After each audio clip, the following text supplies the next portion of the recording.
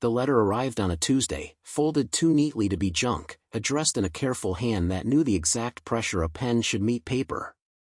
Kasha Boone set it beside the carburetor gut she'd been cleaning and stared at her name as if the ink might rearrange into someone else. Wind hissed under the garage bay, carrying the resin smell of pines and snowmelt, and somewhere up the slope a hawk tested the thermals just as she had tested everything lately, gauges, impulses, the fragile faith that tomorrow could be better than the last. Since the wildfire took the old house and the last of her mother's keepsakes, since the mechanic shop's roof leaked and her phone saved more voicemails than jobs, even good news felt like a trick you didn't want to fall for. She slit the envelope with the thin feeler gauge she kept in her back pocket and braced herself for a bill dressed as a blessing. Before we jump back in, tell us where you're from. If this story moves you, please subscribe. Tomorrow, I have a special story for you. Inside the envelope, on thick legal paper that smelled faintly of peppermint and dust, a probate clerk informed her that she'd inherited a mountain parcel and appurtenances thereon from a person she didn't know. The name, Raymond Ellard Pike, meant nothing to her until she saw the small photocopied photo clipped to the letter, a man in a faded field jacket with a grin like a half-folded map, eyes bright beneath a brim crushed by weather. In the corner someone had written, Vietnam, 1971. A veteran, then. The mountain parcel sat in Larkspur Range, 27 miles north of the valley floor, pinned to a fire road washed out every other spring. There was also a P.O. box key attached to the letter with a brittle thread of twine, and a line in the clerk's tidy cursive, he asked for you by name.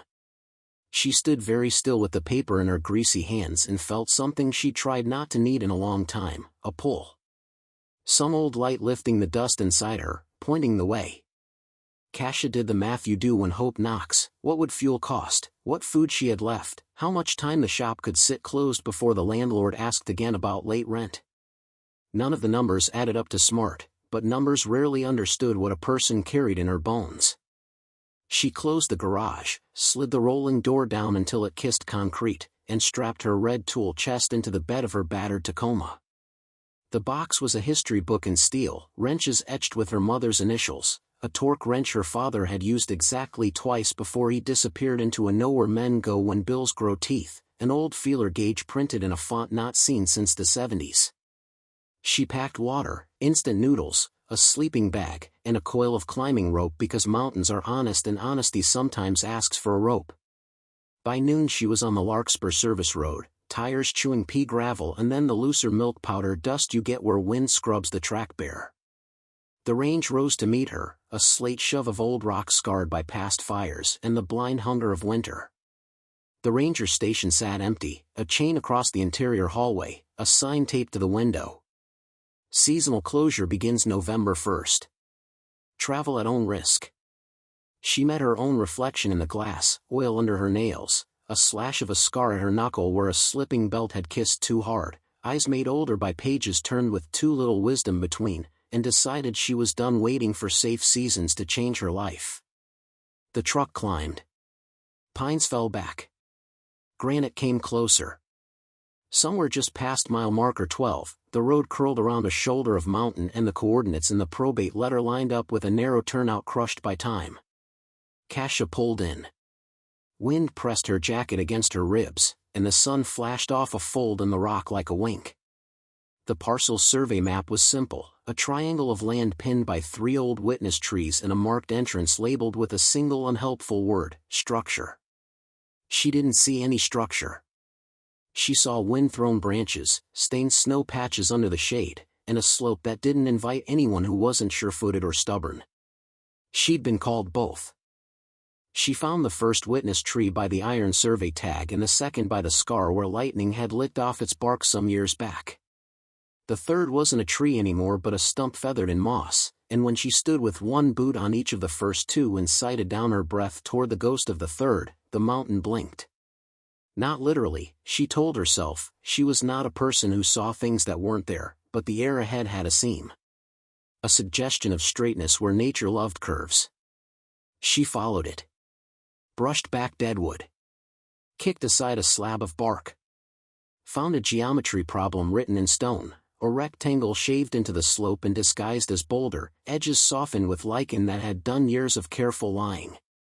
She knelt and ran her hand along the seam and felt the ash-smooth rasp of blasted granite and the faintest indentation of a hinge that used to care about secrets. Her pulse picked up. Machines had voices.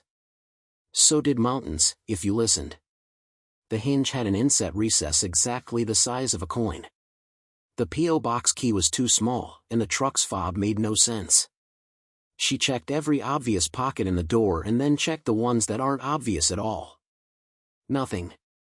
That's when she noticed the hinge recess had a hairline slot beside it, the kind a person with a thin mind might call random damage and a person with a thin blade might call a lock. She took out the feeler gauge, the same one that had opened the envelope, and slid the thinnest leaf into the slot.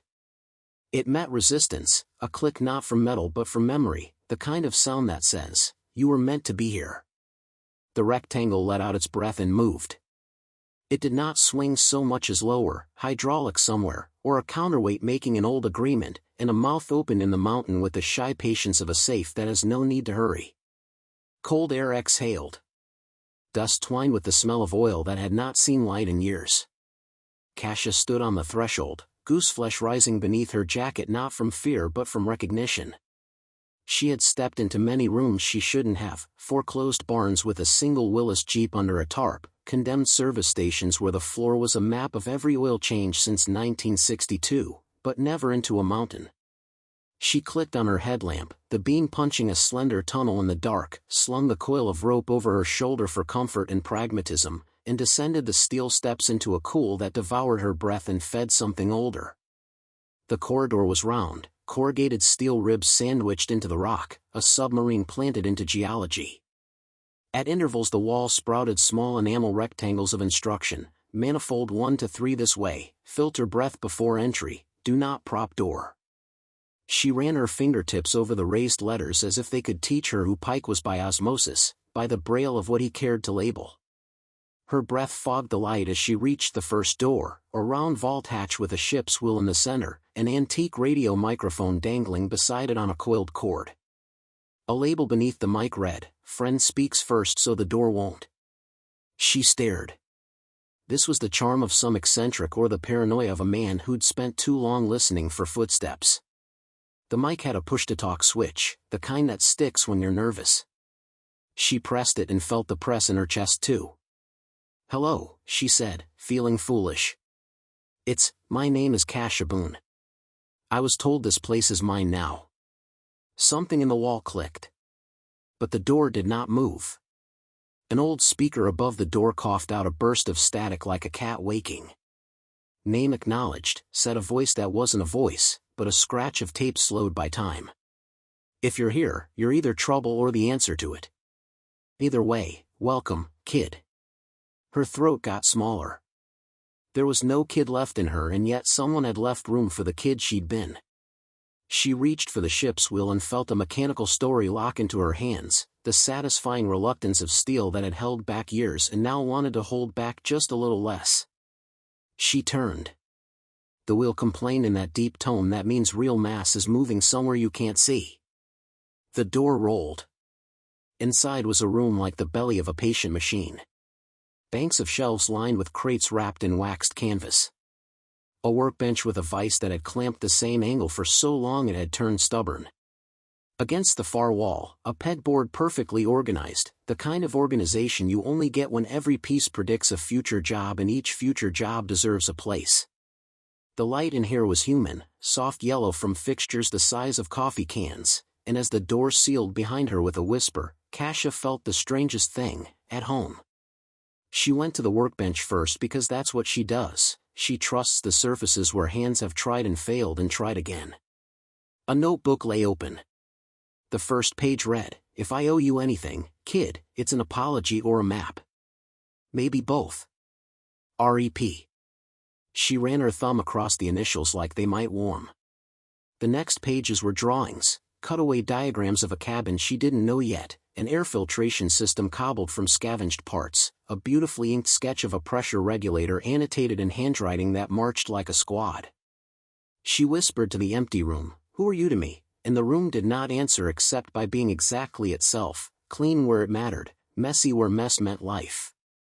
The wall clock read a time that would never come again. Its second hand moved because someone had had the mercy to put in a modern battery at some point, and that told her the bunker had been visited after the 70s, maybe recently.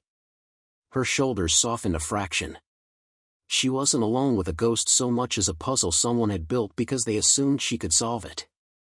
Against the shelves, canvas-wrapped crates bore painted numbers and stenciled words. Dry 1.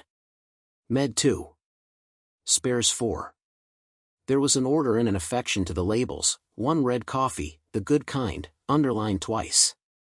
Beside it sat a doctor's steel box that had treated time roughly. She opened the doctor's box first because she liked the feel of latches that surrender after resentful duty. Inside lay a folded American flag in a triangular case, faded to a soft denim blue, and a black and white photo of a young man in the same grin as the photocopy, Pike, standing in front of a cargo plane with a hand-lettered sign that read, "You can build anything from the right scrap."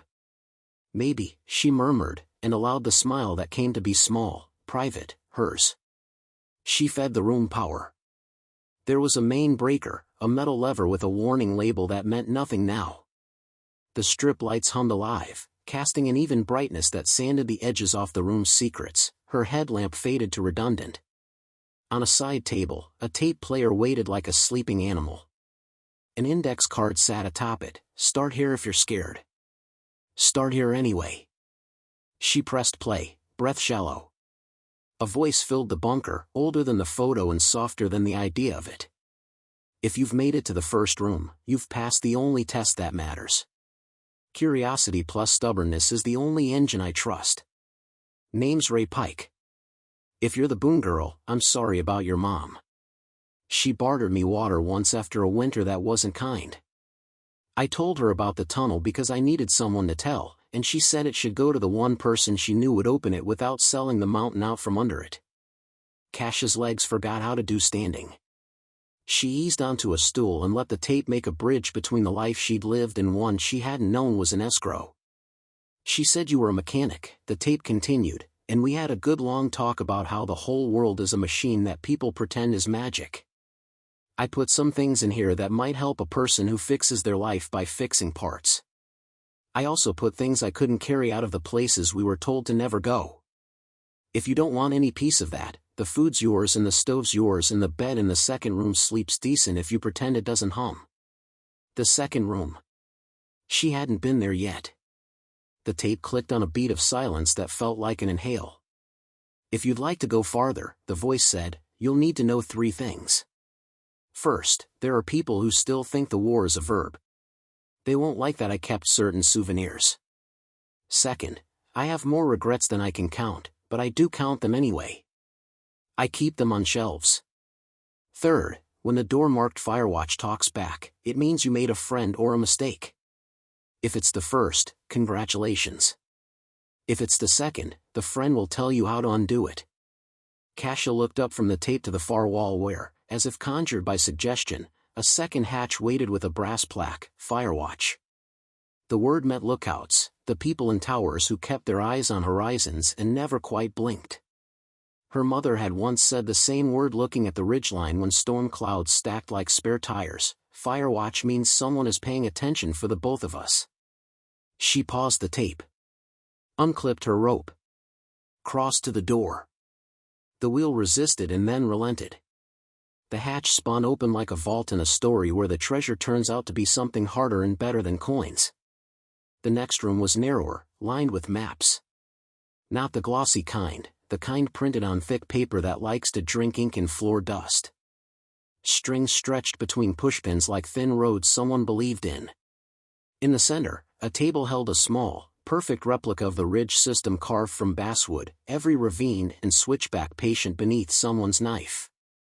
On the far side of the table, an object rose on a pedestal under a glass cover like a museum had agreed to pretend it didn't exist. Kasha stepped closer. The object was a compass. But not the pocket kind. This one had a face like a clock and a body like a prayer. The needle was a sliver of dark metal floating in oil that had not lost its nerve. Around the ring, numbers sang in a quiet circle, and at the bottom, a brass plate read, "If lost, return to Fire Direction Center, Keesan Combat Base." Beneath that, "Property of U.S. Government." Beneath that, "Return to whom it actually belongs." She looked at the compass and then at the maps, and then, because she is who she is, she looked for the screws that held the glass, and because Pike is who he was, the screws were a size that welcomed exactly the screwdriver her mother had sharpened into fussiness. She lifted the cover. Cold air curled the hair on her arms. A note fell from under the glass and flapped onto the table like a tired moth.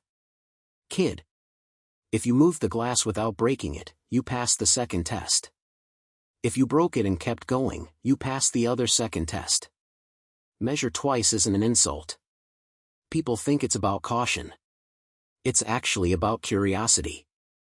Bring the compass to the radio." "Ray." She brought the compass to the radio. The radio wasn't hooked to anything obvious, no antenna, no coax snaking up into rock. But it had a power switch with a guard to keep you from switching it by accident, which meant it expected hands that might shake. She flipped it. The radio woke old. A filament somewhere warmed to orange. The speaker breathed. "Friend speaks first," she said to the microphone, feeling foolish and also fine. "I'm Kasia. I'm here because my mother was kind to you." The speaker hissed like a match struck in a damp room. Something else, too low to be called a voice, more like a hum that remembers, crooned. The tape player clicked on by itself, or else someone had wired it to the radio to perform a duet when needed. "Good," Ray's voice said. "A mechanic learns a machine by listening to it lie. The compass points where it promises, unless the room is full of ghosts. Time for the regret shelves." She didn't want to like him. She didn't want to be the person who hears a dead man and decides that makes him alive enough. But the space he'd built had the exact friction between utility and tenderness that made her chest loosen. She followed the voice through the room to a third hatch marked simply storage in a font that had no patience for drama. Her headlamp found the seam and a little brass keyhole like an afterthought. She tried the P.O. box key even though she knew it wouldn't fit. It didn't. She tried the feeler gauge again and got nothing but an honest refusal. She catalogued the screws, the rivets, the welds, the grain of the steel where someone had sanded a burr just so. That's when she noticed the hatch had a small round depression above the keyhole, not a button, not a light, more like a place where a coin would be glad to rest. The compass. Of course. She balanced the compass in the depression. The needle trembled, then settled, not on north, because north didn't matter in a room like this. It settled on the map of the Larkspur Range like a finger stopping a page. The hatch sighed. The lock gave. Steel slid back with the contentment of a person who got the joke. Inside the storage room, shelves did what shelves do, they held the weight of what a man couldn't carry in his arms. Wooden crates stamped with numbers. Ammo cans rusted at the lips, repurposed by tape and careful persistence. Each crate had a card wired to its handle with a list in small blunt scripts. MREs, eat only when you have to, these taste like chalk's apology, first aid, use the good tape, tools, don't sell the Snap-on, use it. On the third shelf, alone on a mat like it deserved to be, lay a square case. Gray. Latches that had lived through weather and pretended not to care about that. A tag, final cash. Kasia looked at the words. Her jaw moved as if chewing them. She slid the case onto the table and flipped the latches. Inside, foam cut to accept things precisely. The first cavity was empty, labeled, map rings, already used, if you're here, good.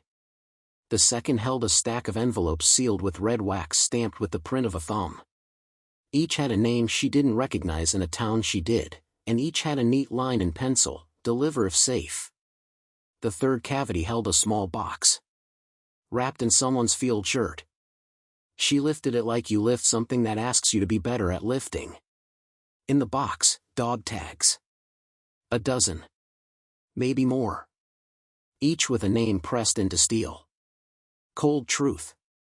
She read them like prayer beads and felt a heat behind her eyes she'd avoided for years because once you start a certain kind of crying, it becomes a second weather. The fourth cavity was a false bottom. She knew it by the way the foam refused to be the depth it pretended. She teased the edge with the corner of a ruler from the workbench and lifted the layer. Underneath sat a rectangle wrapped in brown paper and twine and patience. On the top, a note in Ray's steady hand. "Don't open this unless you plan to keep what it costs." She sat with that for a while. The bunker ticked and hummed. The radio breathed. She could feel the mountain around her like a sleeping animal, warm where the tunnel held its breath, colder toward the outer walls.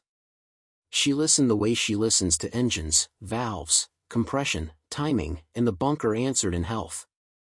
Her hand went to the twine before she had found the words for why. She unwrapped the paper. Inside lay a notebook. Not the kind you do lists on. The kind you bleed into carefully. On the first page, regret inventory, Private Pike, later Ranger, once just Ray. On the second, a numbered list so clean and terrible it made her shut the book without meaning to. She opened it again because the worst thing a person can do to the truth is flinch. Number 1, she read under her breath. I carried a promise away from a place where men didn't come back. I didn't keep it because I didn't know how without betraying something else. If you keep reading, you become the promise keeper. She wasn't sure she wanted to be anything with a title. Titles came with expectations. Expectations had a way of putting their hands in your pockets. But she also knew the particular itch that comes when a machine throws a code, something is wrong and you know it whether or not you want to see the dash light. She read on. Farther down the regret list, an entry stopped her breath, a short step from panic and a long step from rage. Number 4, I didn't tell her. I told you. If you're Kasha Boone, I owe your mother the truth I kept under the floorboards because I thought secrets weighed less if you hid them. I'm sorry. The letter is in the stone locker, marked with the mountain's name. She stood so fast the stool kissed the floor. The stone locker. The only thing in the room that wasn't steel and wood and wire. Against the far wall where condensation had etched a vein down the paint, a panel of rock stood too flat and too square to be natural. Its face bore a small brass badge, Larkspur. Kasha crossed the room. She palmed the badge and felt its warmth from her own blood. The panel moved inward a whisper, then slid aside with the reluctant grace of something that hated being found but knew it was time. Inside, a shallow cavity and a single envelope. Her mother's name on it. Her hands remembered other envelopes, the burn notice from the county after the fire, the sealed report about how her father's truck had been found, no driver, door ajar, River uninterested in a reply. She slid her thumb under the flap and paused long enough to catalog the ways a life can split before you know what's happening.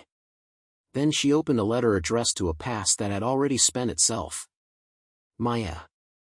I should have told you the night the generator blew and we laughed in the dark because the rain sounded like someone fixing everything. There wasn't a ring and I didn't have words that were fine enough for who you were to a man who knew how to say only what a mission required. This place exists because you gave me water, and because you gave me something else when I was worth nothing, your gravity. I can't give you much. I can give you the promise I carried too long.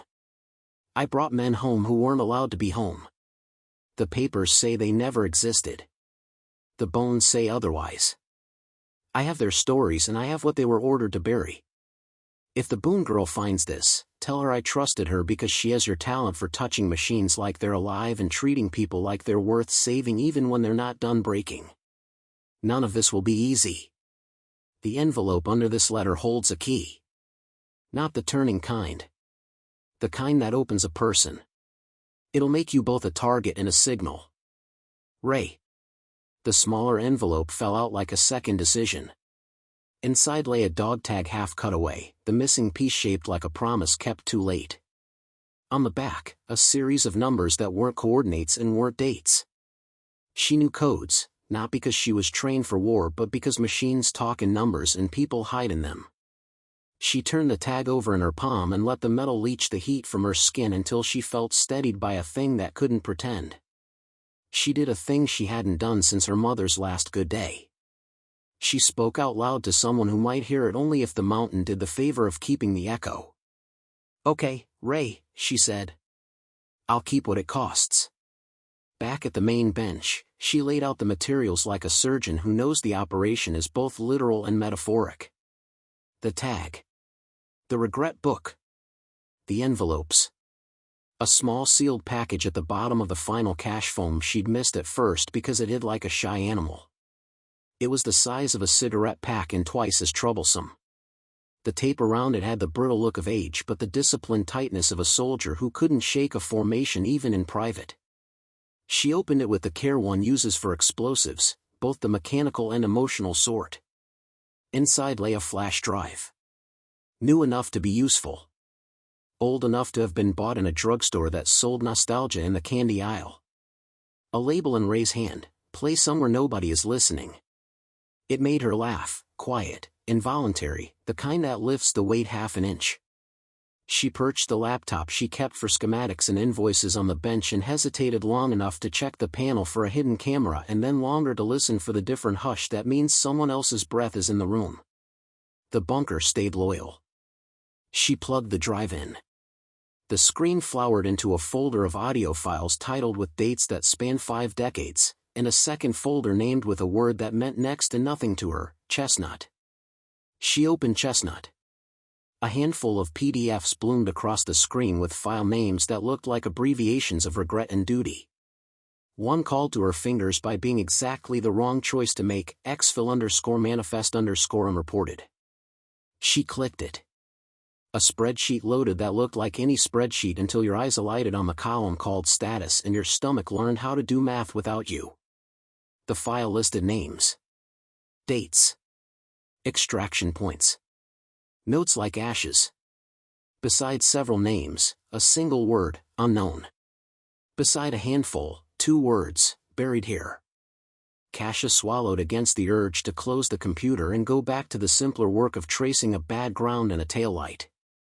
She clicked the second file. It was a scan of an after-action report that had been redacted with such vigor the black bars were their own language. But someone, Ray, had written in the margins in a pencil that did not accept erasure, not an enemy. Ours. The 3 words stole heat from the air. A sound punched the quiet. Not loud. Sharp. Like a dropped wrench striking the concrete of her conscience. She reached for the nearest wrench because a wrench in the hand is argument enough against panic. The sound repeated. A single click. Then another. From the far hatch, the one she hadn't opened, the one labeled with no label at all. She turned, moved, breathed, didn't breathe, moved again. Her footsteps sounded too big. She put her palm on the hatch. It was cold the way steel gets when the air behind it is a different season. She put her ear to it and heard the thing she didn't expect, a fan. A small one. Running. Not dead air. Attended air. Her mind found the only reasonable unreasonable thought, someone else had been here recently. Or was here still. She leaned back, let the body do what it was built to do, measure, predict, decide, and set her wrench down because if a person behind the door wanted to hurt her they wouldn't knock with a fan. She returned to the bench, grabbed the compass because she had the feeling the mountain liked it when she followed its rules. Brought it back to the hatch and held it near the seam. The needle twitched toward a point in the wall like a dog smelling memory. She found a hidden plate there, the size of the compass base, and set the instrument down. It clicked. The hatch shivered like a horse being untied. I'm about to do something stupid and necessary, she said to air that might carry message farther than any cell tower. If you're a friend, speak first. A voice answered. Not through a speaker. Through the gap that opened as the hatch released and slid. Dry-throated. Human. Close. Ray, it croaked. Kasia's name dissolved into the ceiling. She set her hand against the moving steel as if she could slow the world down to a rate her heart could bear. I'm not Ray, she said. I'm Kasia. The hatch yawned wider. Cold breathed out. She saw the next room like a ghost would, edges first. A cot. A table. A metal trunk with a scar of paint that might once have read medical but now read only me. A figure shifted in the corner, the movement small and untrusting. The kind of movement you make when your body has remembered hunger too long. The voice from the shadow had the cracked softness of someone who had been taught to whisper to keep hope from running away. They said he'd come back, the figure said. They said if he didn't, he sent someone who knew what doors were for. Kasia stepped across the threshold and felt the mountain's attention tilt. Every shelf and pipe and screw seemed to lean with her. It wasn't fear. It was something past fear, like the moment you realize your torque was right all along and the bolt turns not because you forced it but because it wanted to be free. She reached for the light switch and hesitated. Sometimes light is a promise you can't afford to make. She lifted her headlamp instead, let the beam widen slow, gave the room a chance to forgive her for looking. The figure flinched and then settled as the light found a face that had once been 19 and stubborn and was now a series of angles stitched together by a will that had never learned surrender. Name? Kasia asked, her voice low because the bunker had taught her that. The figure swallowed. Licked cracked lips. Caleb, he said finally, as if the word hurt and healed.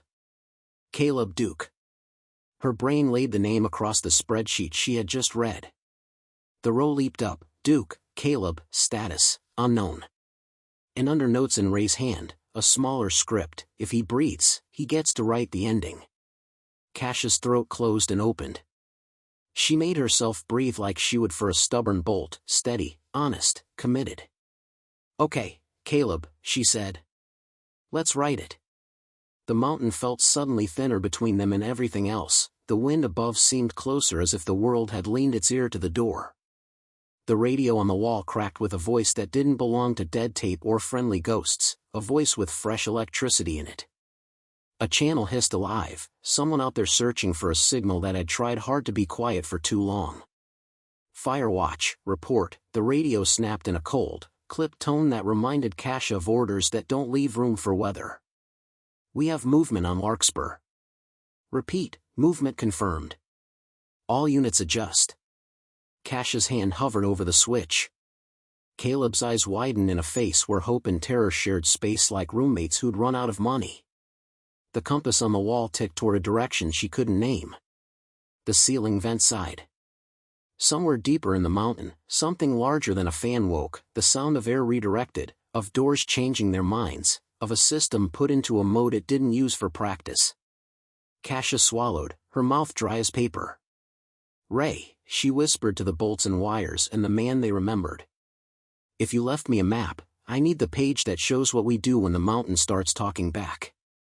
The radio snapped again, and this time she heard a different voice over the first, farther away and nearer in the way that matters. A simple sentence skated across the static like a blade you sharpen only once. If you're hearing this, Ray's recorded voice said, pulling itself from some hidden relay Ray had wired into the bones of the place, they've already found the trail. Cache Final has one more layer. It opens with a promise. Kasia looked at Caleb, at the case still open on the table, at the notebooks, at the dog tags that held a roll call of ghosts. She felt the mountain tilt a degree more toward decision. She reached for the brown paper bundle again, and underneath the regret list she had set aside lay a second false bottom she hadn't seen, 2 tiny tabs she could only have found in panic or purpose. She hooked them with her fingernails. The phone lifted. Beneath it, guarded by an austerity that meant to scare off anyone who didn't mean it, lay a small matte black device with a face like a stopwatch and a side like a secret. A microbeacon. Not sending yet. Waiting for the touch that would turn it from a maybe to a now. Kasia's finger hovered a breath above its single recessed button as the radio hissed, the vent sighed, and footsteps, more than one pair, whispered like bad weather in the tunnel beyond the outer hatch. She pressed. She pressed. This story took us a long time. If you like it, subscribe. Now, back to the story. And the matte black face of the beacon came alive with a single, patient glow, the kind of light that doesn't announce itself so much as admit to existing. The bunker seemed to inhale. Somewhere beneath their feet, relays flicked over like thoughts deciding what they meant, a panel in the ceiling rotated with the dignity of a long, slow yes. Kasia felt the vibration through her boots, not danger yet, direction. The radio cracked sharp. The clipped voice again, closer now as if the speaker had stepped into the mouth of the mountain. Signal spike on Larkspur, it said. Source inside. Team 2, pivot west entrance. Team 3, hold for thermal. Caleb's hand found the edge of the cot and whitened. His eyes fixed on the light in Cash's palm like it might turn into a second sun and burn the cold out of him. Is that them? He asked, voice scraped raw by years of whispering to himself and getting no reply. It's us, Cash said, and felt the truth of it. Ray left breadcrumbs. I'm just turning on the porch light. She forced a grin she didn't quite own yet. And a decoy lamp for the wolves. On the table, the open case labeled Final Cash had changed. The beacon's glow spilled into the foam cutouts and woke a hairline seam deeper than the second false bottom. She would never have seen it with the overheads bright, the low light made the seam honest. Cassius slid 2 fingers under it and lifted. This time the foam didn't resist like a gatekeeper. It came up smooth, revealing a narrow tray and a cable the color of midnight. The tray held a slim device, another flash drive, but older, its casing stamped with a string of numbers that belonged more to ordnance than office supplies, and a laminated card with 6 sentences and no decoration. If pressed under duress, beacon transmits dummy. If pressed with intent, beacon splits. Intent is 2 hands. Place yours in his. Deliver tray to daylight. Use the old path. Kasha looked at Caleb.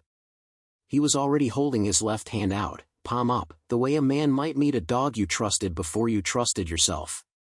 The scars across his knuckles were pale bright against the dirt. She set the beacon between them, pressed her hand over his, and felt the device notice the difference between panic and decision. The single glow blinked twice. Then a second, invisible something happened that wasn't meant for eyes. The radio thumped as if it had been kicked, the overhead speakers coughed a burst of noise that made no sense until it did. The clipped voice outside said, source relocated east, no, correction, northwest, and swore like a man whose map had learned to lie. Split signal, Kasha breathed. Thank you, Ray. Caleb pushed himself upright, and the cot springs complained like old friends who knew he meant well. Up close, he looked like what the spreadsheet had made him, a boy who never got to finish being a boy, a man grown out of the habit of being wanted. His hair had gone feral and his beard had the thin patchy determination of scars that grew out his hair. Under the dirt his face held a stubborn geometry you see on people who make it out of bad places by believing the exit will exist if they keep walking straight. Can you walk? Kasha asked, already reaching for the medical trunk and the doctor's box with the good tape. She needed his answer to be yes. She needed to prepare for it to be no. I can remember how, he said. That's halfway there. He tried a smile and it split something in his lip. He didn't flinch. Ray said the day someone came, I'd need to be ready to move fast and quiet and not argue about the order of those words. Then we're going to keep his rules. Kasha wrapped his ankle, not broken, just betrayed by months of not being asked to do anything, and slung her coil of rope over both their shoulders. She buckled a small pack onto his chest where he could reach water without needing someone else's hands. The little things mattered. The little things always mattered, especially when the big things were loud and dumb. The bunker was louder now. Fans stepped up a notch, a steady river of breath drawn deeper. The radio's clipped voice was joined by another, lower, older, Ray again, but not the tape that had greeted her in the good room. This was a relay triggered by the beacon, Ray addressing a problem he knew would come. If you're hearing me on the main line, Ray's voice said, break the shelf-labeled coffee, the good kind, and push the red behind it. It'll hate you. Do it anyway. Kasha didn't question. She ran, finding her balance as the floor tilted slightly with the redirection of air. She yanked down the coffee crate and felt momentarily traitorous about breaking something someone had loved enough to underline twice. Behind the stacked vacuum cans, wholly, whole, and smelling like mornings that had mercy, was a steel square with a paint cap she could already taste would be bitter. She slammed the red. The lights flickered and returned. Somewhere in the corridor they'd first entered, a wall did the heavy moving of a lifetime, stone and steel agreeing to scatter.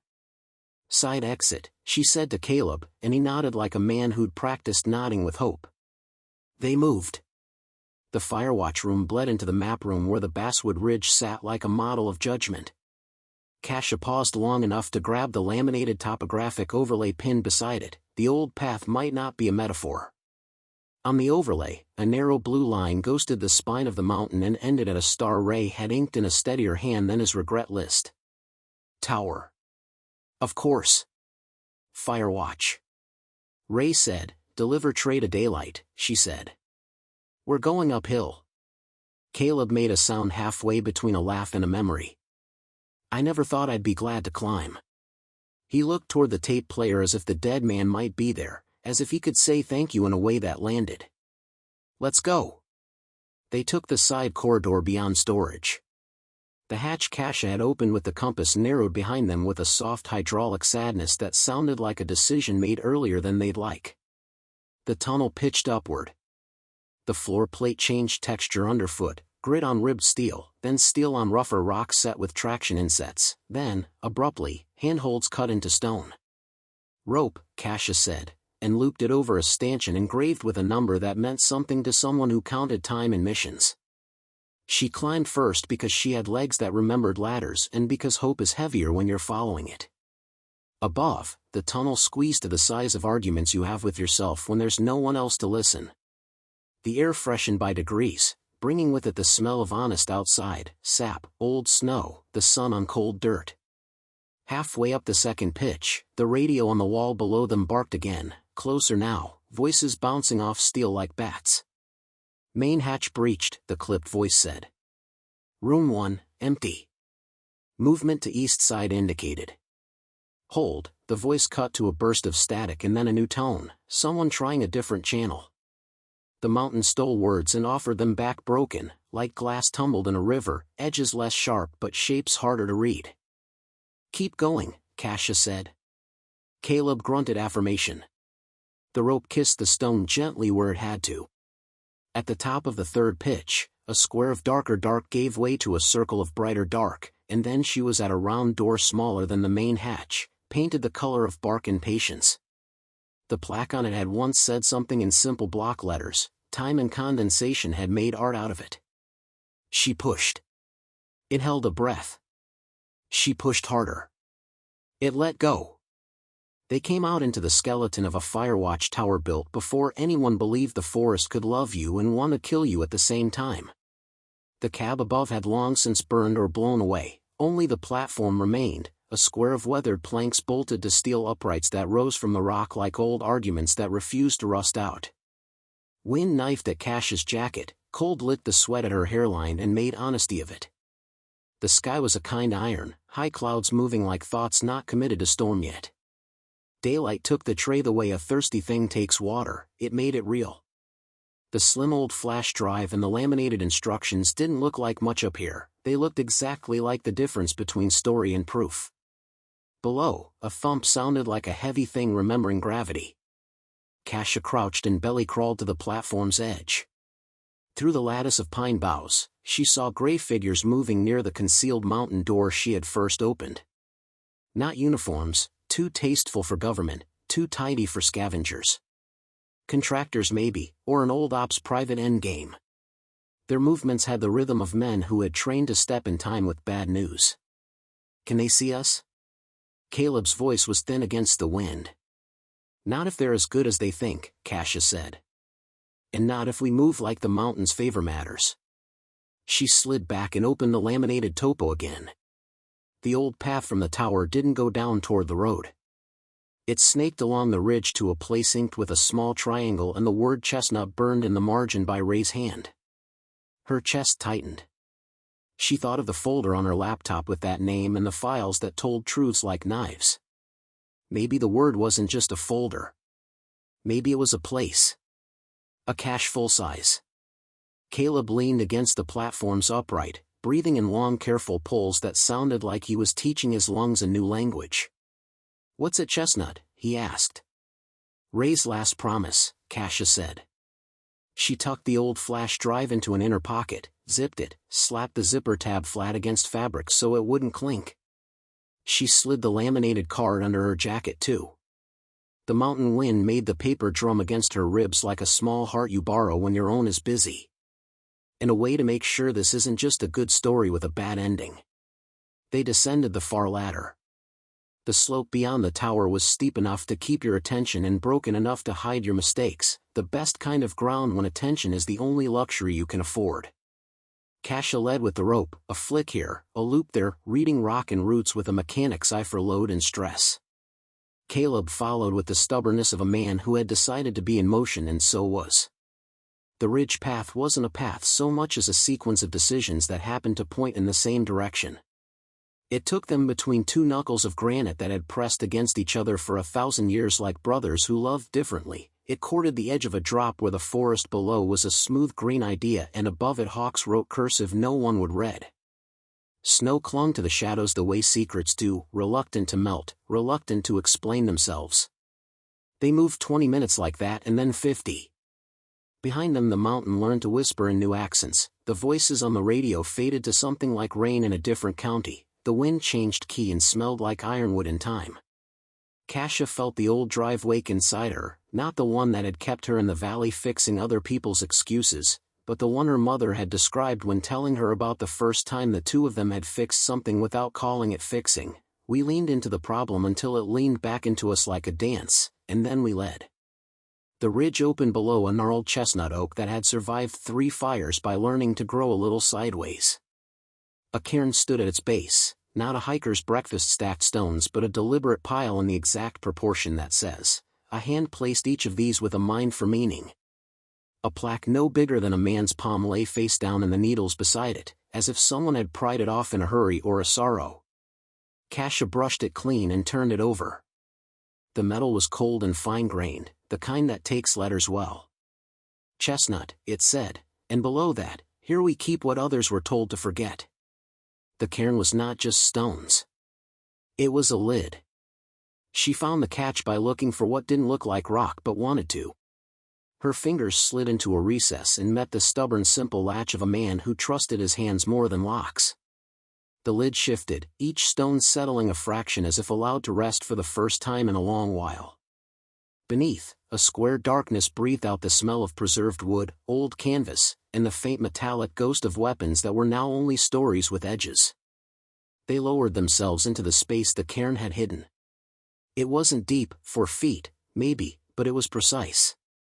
A chest lay within, the kind of chest that soldiers put on ships heading for wars the country will later pretend weren't theirs.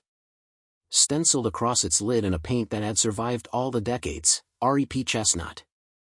Below that, hand-lettered careful across the grain, "Deliver with care. If you cannot deliver, destroy. If you cannot destroy, hide until you can." Kasia stroked the lid with the back of her fingers, an unconscious benediction. Then she opened it. Inside, the past had staged itself for a last argument. Folders wrapped in oilcloth, each labeled with a name she'd seen on Ray's spreadsheet. A coil of film and a canister that made her heart kick because it wasn't digital and therefore was not easy to pretend didn't exist. A metal tin full of undeveloped negatives and sleeves with dates that spanned a year the government had called something else. A leather-bound notebook that smelled like sun on a mess tent and whiskey hidden in a canteen. On top of it all, a letter addressed to Maya Boone or her kid, in Ray's anvil-steady hand. Kasia didn't open it yet. There in the mountain with a man the world had lost on purpose breathing next to her and men who wanted to keep him lost tightening a ring around the lower slopes, she had already pulled too many threads. Instead she pulled out a map in the chest that looked like the twins of the topo she carried but with new marks Ray had penciled in the small triangular language of soldiers. One mark lay on a spur northeast, she felt that direction like a tug on a worn belt, labeled Stone Line with a small circle around it. Ray had drawn an arrow from Chestnut to Stone Line with a note, "If you make it this far, you already know what's buried. If you make it to the Stone Line, you'll know what to do with it." Caleb touched the circles with a care that made it feel like prayer. He believed someone would get this far, he said. He believed we would, Kasia said, and tucked the film canister and the leather notebook into her pack along with the old flash drive and the tray. The chest held more than they could carry, more names than you can save in one day and stay whole. "We'll be back." Will we? Caleb asked, not as doubt, but as a measure of promise. Yeah, she said. Because we mean to. They reset the cairn's lid to look like they'd never been there. The wind scrubbed their tracks with a grace that surprised her and then didn't. The mountain, she was learning, had its own plans and appreciated when yours matched. The path to Stone Line was half on the map and half in Ray's voice, phrases on the laminated card that sounded like advice you give a friend who insists on finding their own way. Follow the tree that remembers lightning, trust the slope that wants to lean left, stop where the lichen looks like old stars. They did, and at the last instruction, the world rearranged slightly into two long low walls of stone, knee-high and older than any human wore, running like parallel pages halfway down the spur before the forest ate them. Between the walls, the ground was level, tamped by generations of hooves and boots and miracle steps like theirs. The far end ended in a tumble where a big rock had shrugged down in a spring thaw and decided everyone else could adjust. In the notch it made sat a shallow bowl of poured concrete that didn't belong to any century that cared about stone lines. Set into that bowl, a black metal frame cradled a cylinder the size of a shoebox. Beside it, a hand crank, a switch, and 3 words in Ray's hand scratched into the metal with the tip of a knife. When ready, witness. Kasia stood a moment, feeling the old crowbar of fate pry between her ribs and ask whether she meant it. She glanced at Caleb. He did not nod this time. He held her eyes with a steadiness that made her feel older and younger at the same time. We're not the only ones who need to see, he said. We will, she said. But we're not going to do a thing we can't undo unless we have to. She squatted and examined the cylinder, the switch, the crank. It wasn't a bomb, though it had that hungry compactness. It was a projector. A hand crank, no power, no excuse film projector, sealed against moisture and time so that even if everything else failed, the story could still be told with muscle and stubbornness. She slid the film canister into the slot where it asked politely to go. The latch engaged with a click that had waited half a lifetime to be heard. She wound the crank slowly, feeling the film thread itself through sprockets that had missed their purpose like a man misses a name he is owed. She flipped the switch. A metal shutter snapped open. Sunlight didn't do the rest, there wasn't enough under the trees. But the frame included a mirror polished by time and an angle Ray had calculated a long time ago. The reflected sky caught the light and poured it through the film onto a sheet of white plastic Ray had stretched and anchored between 2 trees with wire that had learned patience. The first frames juddered, hissed, then smoothed as Kasia found the right rhythm with the crank. Images jumped into the clearing, grainy, alive, cruel in their simplicity. Men in uniforms that were not supposed to be there moving in files across a place the government had not admitted existed. A helicopter with tail numbers covered by canvas lifting off near a village that had been labeled enemy on maps and home in the mouths of people who lived there. A pile of boxes handed from one soldier to another, not ammunition, not food, smaller, denser, wrapped in oiled cloth like the folders in Ray's chest. Faces came into the light, young, old disguised as young, tired disguised as duty. One face, Ray, beard too fresh to be fashionable, eyes already starting to learn what regret weighs. He looked into the camera like he was measuring whether to smile. He did not. Caleb watched without blinking until he had to. When the frame caught something too bright and too quick, muzzle flash at the edge of the world, that took him. He flinched and put both hands on his thighs as if to hold himself in place. I was there, he said quietly, not as boast or confession, but as geography. I know, Kasia said. She kept the crank steady, until the film ended. The last image was a hill at dusk, the sky bruised and generous, and the outline of a man standing with his back to the camera, boots deep in something you wanted to pretend was mud. Under the image, in Ray's handwriting the lab had not noticed when they processed the film in a country far from this one, they ordered us to leave what we found in the ground. We didn't. Wind moved the plastic screen. The projector's fan ticked as it slowed, a sound like a clock that forgave you for being late. Kasia rewound the reel with the same care she'd use for putting someone together again after a mistake. She slid the film back into its canister and sealed it. She loaded the leather notebook next to it and the tiny old flash drive into a waterproof bag, and then she looked at Caleb and felt the rest of her life step closer. "Now we deliver," she said. "How?" he asked. "Not hopeless. Curious, the way you ask a plan who it intends to be. We go down the backside where the map says people who think they own this place don't go because their trucks can't. We hit the old Ranger trailer at the marsh. There's a solar rig there with enough battery to run a laptop for an hour if the sun loves us just a little. We send to 3 places at once, a veterans group Ray trusted. He left the numbers in the regret book, a reporter my mother once patched a radiator for with duct tape and grace, and the clerk who sent me the letter. All at once. They can't shut all 3 before one starts a fire no one has water big enough to put out. And the men?" Caleb tilted his head toward the slope where the mountain's shallow echo carried bootfalls like a rumor. "They're inside your first room by now. They'll find the tapes and the notes and figure out they're missing the teeth. They'll come uphill and to the east because the dummy signal tells them to," Kasia said. "By the time they realize the split, we'll be gone from here." She smiled, and her smile was not just borrowed anymore. "Hope moves faster uphill than people think." The back slope was meaner. It pitched into scrub that had old windfalls and new slides.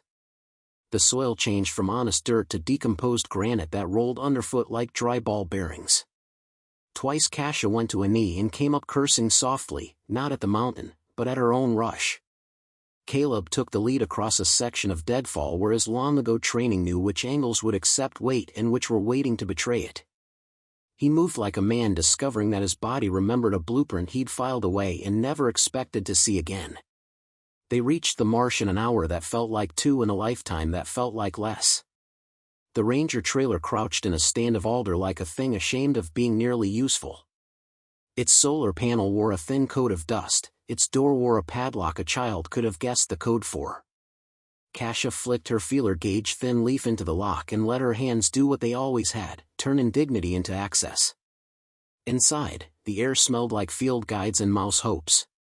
The little charge controller above the battery bank blinked a grumpy orange that meant try it and see. Kasia plugged in the laptop. The screen came up slow and then all at once, like someone who resents morning but believes in it anyway. She fed the old flash drive in and felt a small, feral thrill when the machine recognized it like a veteran recognizes another in the grocery line. The files loaded, Ray's list of names, with phone numbers he had updated in a steady hand that had learned how to write digits that don't confuse angry machines, the scan manifests, the after-action with the pencil notes in the margins, the film stills she had pulled from the reel on the projector by holding the frames up to the light and photographing them with her phone, primitive, ugly, perfect. She drafted a single message that said exactly what was needed and not one syllable more. "I have the proof Raymond Ellard Pike risked his life to keep. I have the film and the names and the locations of the unmarked graves. I am sending this to you because I need your help making sure it doesn't disappear. I am at Larkspur Range. I am not running. I am moving. KB." She attached the files. She sent to all 3, the veterans group, the reporter, the clerk, plus one more when her fingers moved without asking permission, her own inbox. If the worst happened, at least the truth would be waiting in a place she could find again, a small stubborn lighthouse in the haze. The laptop battery warned her that hope wasn't the only thing running low. Outside, tires hummed on gravel not far enough away. Caleb stood in the trailer's doorway, not a guard. He didn't have a weapon besides a length of old pipe he'd picked up by reflex, but a witness, which is sometimes harder. "Time to go," he said. "Yeah." She unplugged, yanked the flash drive, tucked it away. She snapped the Ranger trailer's door shut behind them and left the padlock hanging open because if someone later needed to hide in this box with its little battery and its stubborn ability to say yes to power, she wanted them to be able to say yes in a hurry. They ran. Not the pretty kind of run that gets scored and posted. The kind that drags you through your own breath and shoves your heart down into your feet. The marsh gave way to a dry wash, the wash became a gulch, the gulch became a memory of a creek that had decided it was done making the same path every spring and had moved on. The mountain kept finding ways to test their intent. They kept meaning it. At the lip of the wash, a voice called out that was not a contractor's and not a clipped radio ghost. Human, unamplified, not asking for permission, Boone? Kasia and Caleb slid to a stop. A figure stepped out from behind a juniper with the unhurried balance of someone who had traded hurry for accuracy a long time ago. The woman wore a ball cap with an embroidered patch from a national park that had learned to burn and a jacket that had seen more seasons than fashion. Her hair was mostly gray and cut to keep out of her eyes. Those eyes were kind in the way that doesn't let you off easy. "I'm Elsie Rowan," she said. "Ray wrote me a letter in 2004 and 3 more the years after.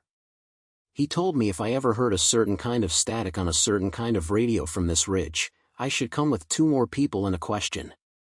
She tilted her chin toward the second and third figures behind her, a man with a veteran's posture and an EMT bag, and a woman in a sheriff's reserve jacket with the badge covered in black tape because sometimes the law does better work when it gets a little privacy. "What's the question?" Kasia asked, and realized her hands weren't shaking anymore. Elsie's smile was quick and gone. "Do you intend to be the promise keeper?"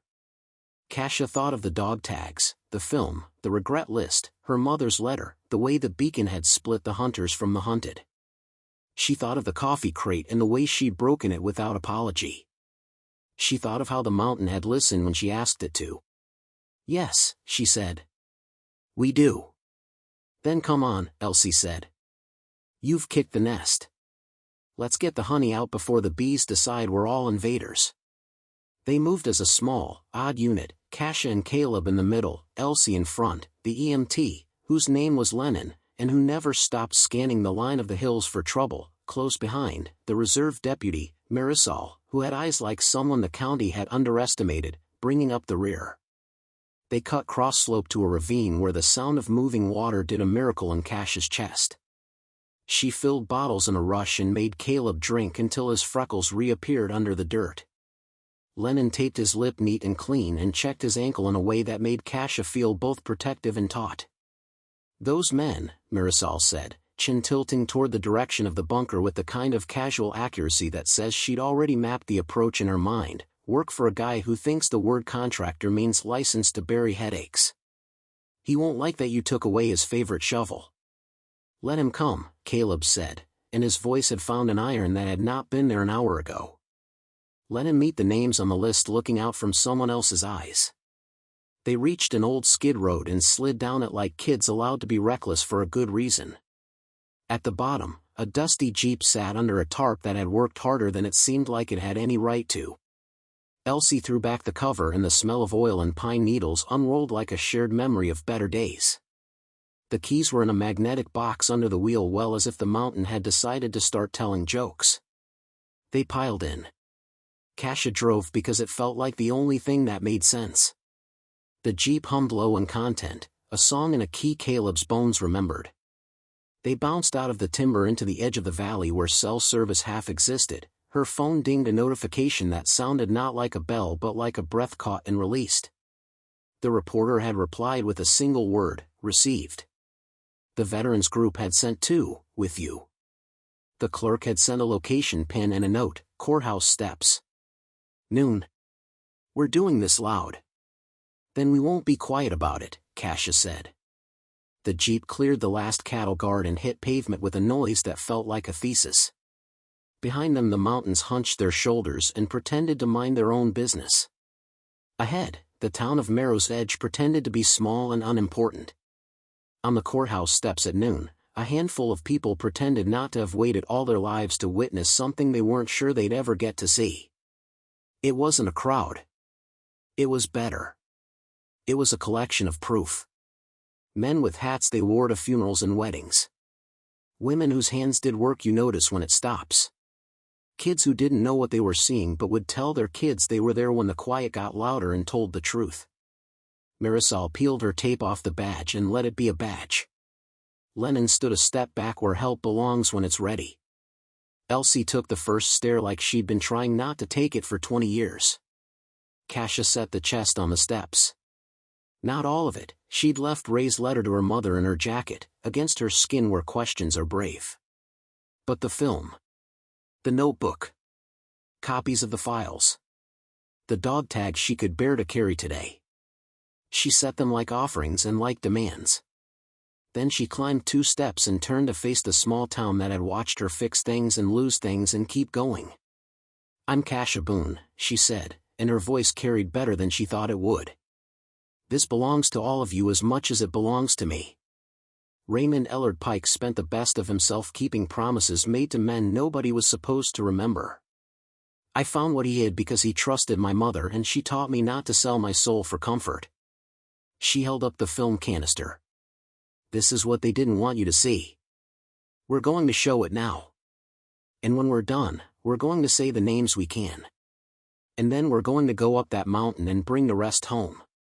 A hush did the thing hushes do when they're not about fear but about readiness. Someone brought a projector, "Public Library," stamped on the side, and a white sheet that had seen school plays and town meetings. The power strip blinked green, the extension cord snaked back into the courthouse like a promise that government can be a place where good things happen when you insist. The film played again. This time the bruised sky at the end made 3 people cry and a 7-year-old ask his father what a promise costs.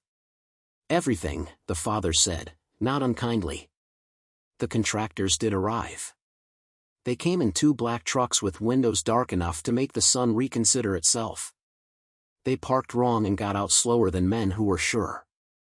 They had the look of people who assumed their version of the story would always be believed first. Marisol stepped off the courthouse steps with her badge visible and her stance a paragraph long. 2 other deputies not on anyone's official schedule appeared on either side of her like commas that make a sentence make a different kind of sense. "This is a public record now," Marisol said in a voice that would have made a courtroom hush even if it was untaught to do so. "You can watch like everyone else. You can ask questions after. You can also leave." They watched for 4 minutes. Then they left. By sundown, the names on the dog tags had been said and written and copied into 3 different notebooks that would be driven 3 different ways to 3 different places. By nightfall, men who had been boys when Ray wrote the first letters stood in circles that had nothing to do with war anymore and everything to do with what comes after it.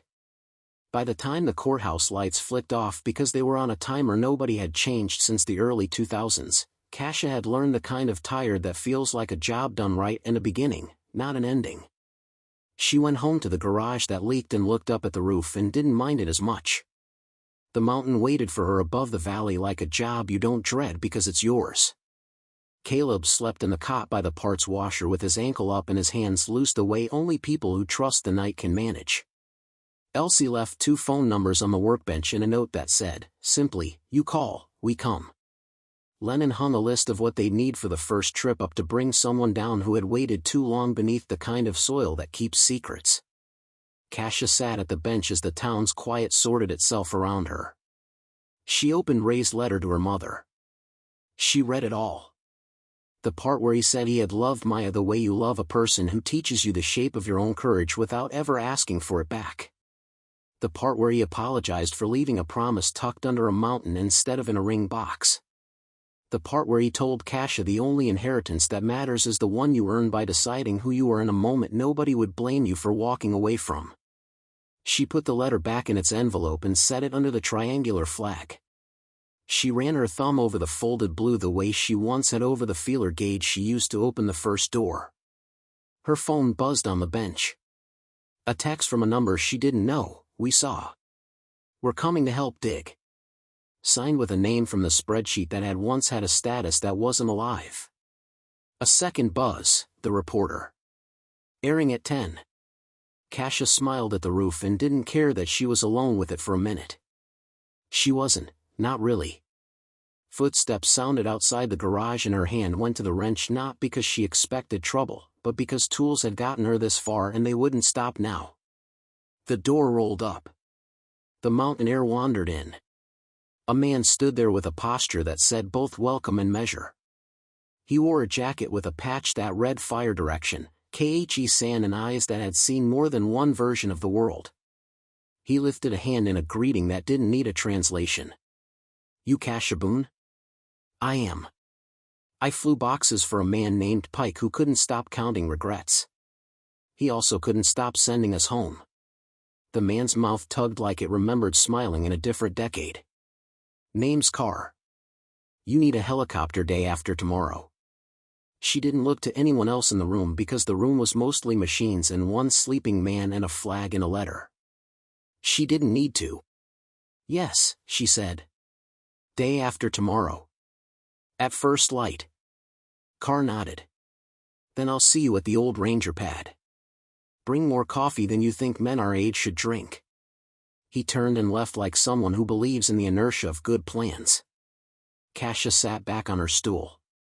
She closed her eyes for a second. That wasn't for sleep but for storing the day somewhere memory could find it. She pictured the mountain and the stone line and the beam of the projector finding the page of sky that wanted to help. She pictured the beacon splitting the hunters from the truth long enough for the truth to run ahead. She pictured her mother smiling with that look that said, "You fixed a thing that was more than a thing." Morning would come with lists and logistics and grease under her nails again, and a rope around her shoulder and a helicopter at the pad and men and women who had decided their own answers to Elsie's question hauling the first of the lost home. It would come with the contractors trying again in quiet and in loud and in legal clothes and in the duct-taped gear of men who refused to understand they already lost the part that matters. It would come with neighbors and strangers in a town that would learn to say names with respect and without pity. But tonight, Kasia let the quiet be a friend. She set out her tools in the order the morning would want. She checked the batteries she could check in the hope she couldn't. She put her palm on the old microbeacon and felt it warm to her skin like agreement. "Okay, Ray," she said softly to the steel and the mountain and the memory of a voice that had made a home for strangers. "We're keeping what it costs." 2 days later, the helicopter thumped into the thin air above the ranger pad. Carr's grin turned the years back just enough. The line went down. The first of the remains came up with the tenderness you save for saints and children and promises. The second day brought more. The third brought contractors with court orders, the fourth brought a judge with a conscience, the fifth brought a senator who wanted a photo and found a reckoning. The slow work began of writing endings where men had only been given stops. Weeks stretched and turned into a new rhythm. Kasia's garage became a staging ground for more than carburetors and stubborn bolts. Maps layered the walls like a new kind of wallpaper, grief turned into directions. The town's diner added a sandwich to the board called the Firewatch, black coffee and a half-smile included. Caleb took morning walks that turned into miles. The reserve deputy ran for sheriff with a platform that fit on a page and took an hour to explain because it was mostly, tell the truth and keep it told. Elsie retired from whatever job she had been doing that looked like 3 of them and started doing the one she'd always meant to, making sure promises didn't starve for lack of stubborn people. On a clear afternoon when the mountains were the sharp blue of a story you're ready to believe again, Kasia returned alone to the bunker. She moved through the doors like a woman checking a house for broken windows after a storm. She set the coffee crate back on the shelf and replaced it with a jar of beans she roasted herself on a pan in the garage, because some rituals you fix and some you build new. She set Ray's regret book on the bench. She turned to go and then turned back because there was one more thing. She lifted the microphone by the main hatch where the plaque read "Friend speaks first" so the door won't and pressed the switch with a thumb that had turned wrenches and held hands and pushed a beacon she'd chosen to understand. She spoke, and the bunker listened, and if the mountain heard too, it didn't tell. "Firewatch," she said. "Reporting in. All units adjust." She smiled. "We're home. 2 more great stories are next. Don't miss them. Subscribe and turn on notifications."